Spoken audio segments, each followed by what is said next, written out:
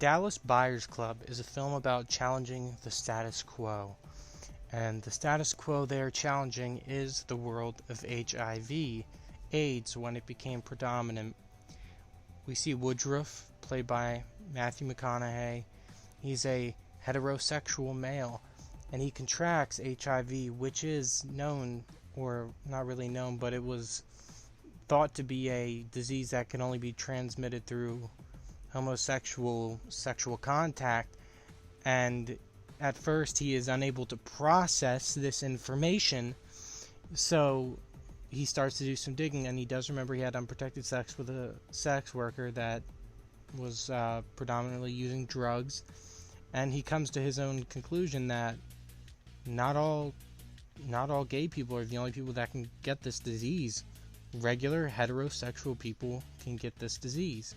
And we see his family and friends, they shun him for getting the disease early on in the film before they realize what it is.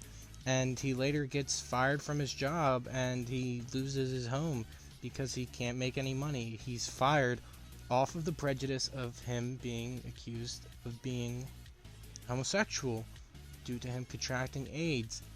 So his immediate response, he's given about 30 days to live, and the doctors give him a drug, which later is proven to be ineffective. So he ends up doing his own research, and he starts his own little buyers club, since that's what it was called. And during one of his collapses, he ends up meeting Jared Leto's character in the hospital, who he plays a trans woman, and she also has AIDS. And Jared Leto's character is fictional for the film, and his character is sort of the soul of the movie. It's Matthew McConaughey's movie, but Jared Leto is more or less the soul of the film. So he starts up this buyers club, and he gets drugs illegally from Mexico from a former US doctor, but the drugs themselves aren't illegal, so he can sell them. And this is how he starts making a profit off of them. And Jared Leto's character, Ryan, I believe her name is, he reluctantly allows her to come into the business because she can attract more customers, and they start making money this way. Not really for the money, even though the money is involved, but it's more to spread awareness.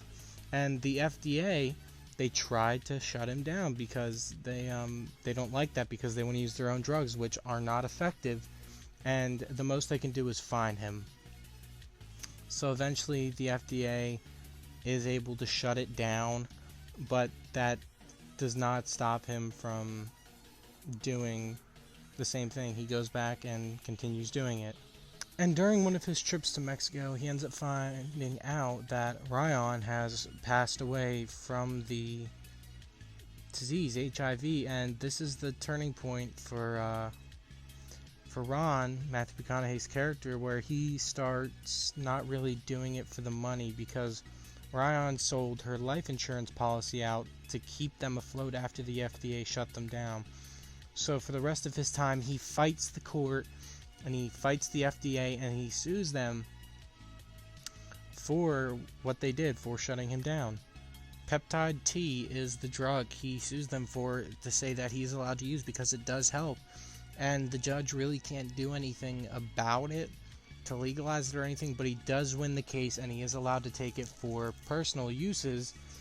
And throughout the entire course of the film, after all these events, it finally spreads enough awareness onto the drug, or not onto the drug, onto HIV as a deadly disease that needs to be looked into more, and it isn't just a gay disease, it is a disease that anybody can get.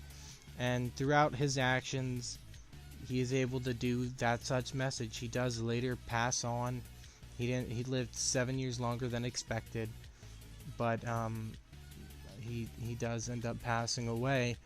But this film is about challenging the status quo. He does challenge the system.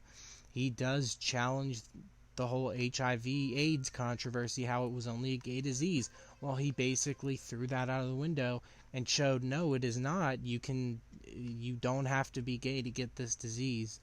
And that is how this film does challenge the status quo. and it is a great film, and I recommend watching it. Thanks.